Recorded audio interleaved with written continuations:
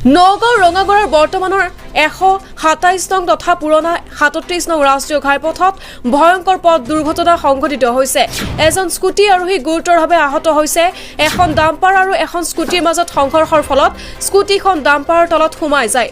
ভয়ংকৰ দুৰ্ঘটনা ঘটোৱা ডাম্পাৰখনৰ চালকজনৰ পৰা 600 টকা লৈ এজন যুৱকে ড্ৰাইভাৰজনক পলাই যোৱাত সহায় কৰিছিল।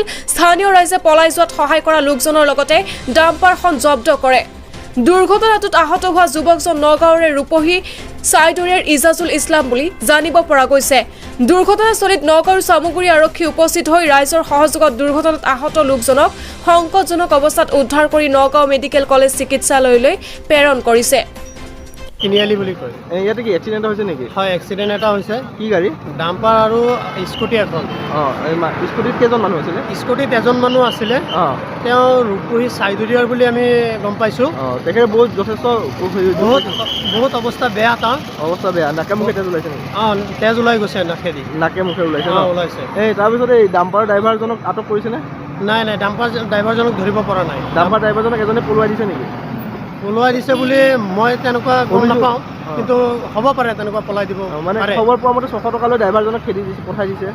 সেইটো মই পইচা লোৱাটো মই দেখা নাই, কিন্তু হ'ব পাৰে তেনেকুৱা। ৰাইজে অভিযোগ কৰিছে আৰু হ'ব পাৰে তেনেকুৱা।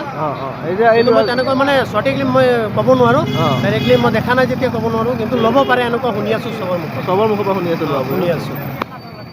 নগাঁৱৰ পৰা বিভূতি বৰাৰ ৰিপৰ্ট, সুহানা লাইভ।